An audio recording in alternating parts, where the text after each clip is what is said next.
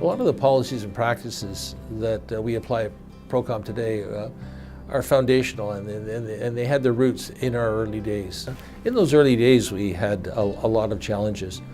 The clients were concerned about IP. They didn't want to bring in contractors. They were concerned about experience.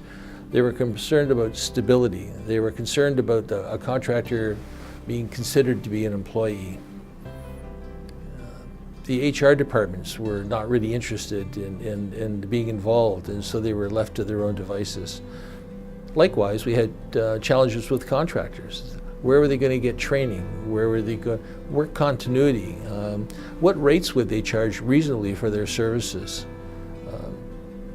How long should they stay at a contract? There were a lot of questions that they had concerns about. I had a lot of concerns and challenges too. I had a perception that perhaps I was too young for what I was doing, and so I went off and I grew a beard to try and make myself look older. Wasn't too popular on the home front, and shortly thereafter I shaved it off.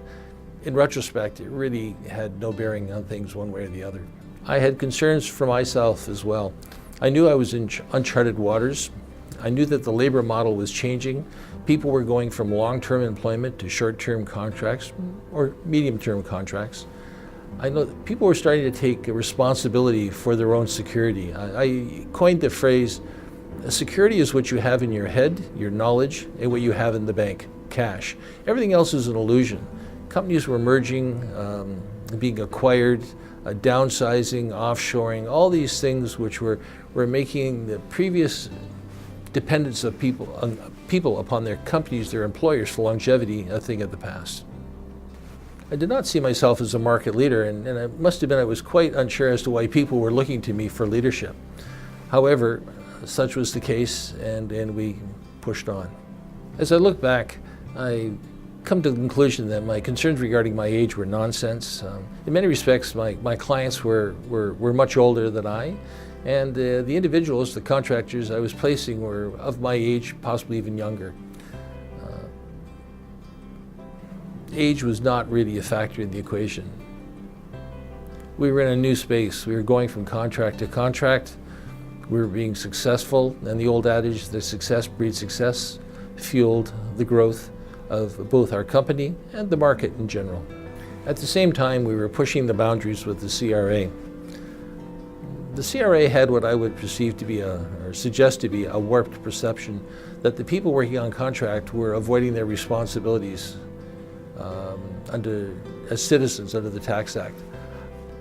This is a position I've long held to be false. I do believe that contractors more than adequately support the tax system of Canada.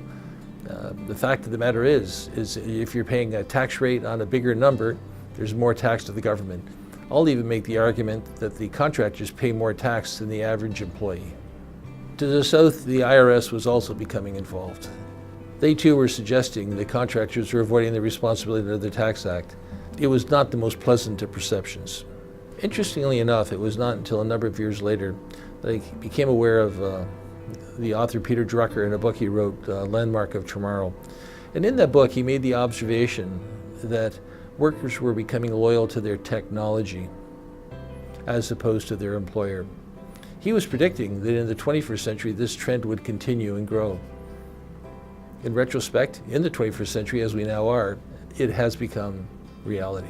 It was also until some years later that I came to a realization that the CRA's concern was not so much with avoidance of tax. There's a thing called theory of integration, which says money distributed by income tax is equal to money that's taken out by dividends in a corporation. The perception I developed was that they were concerned about cash flow. They were concerned about the ability of the government to predict the income that they had to fund their operation. As an employee, you pay your taxes or have your taxes remitted by your employer every week or every month, what have you. But as a contractor, you were filing once a year.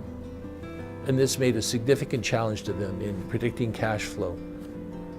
They were looking for a solution, and they continue to look for a solution. To suggest that all their rhetoric and harsh language is simply a window dressing to mask their core issue is perhaps a bit harsh, but for the number of years we've been trying to initiate a dialogue with the government, and without success.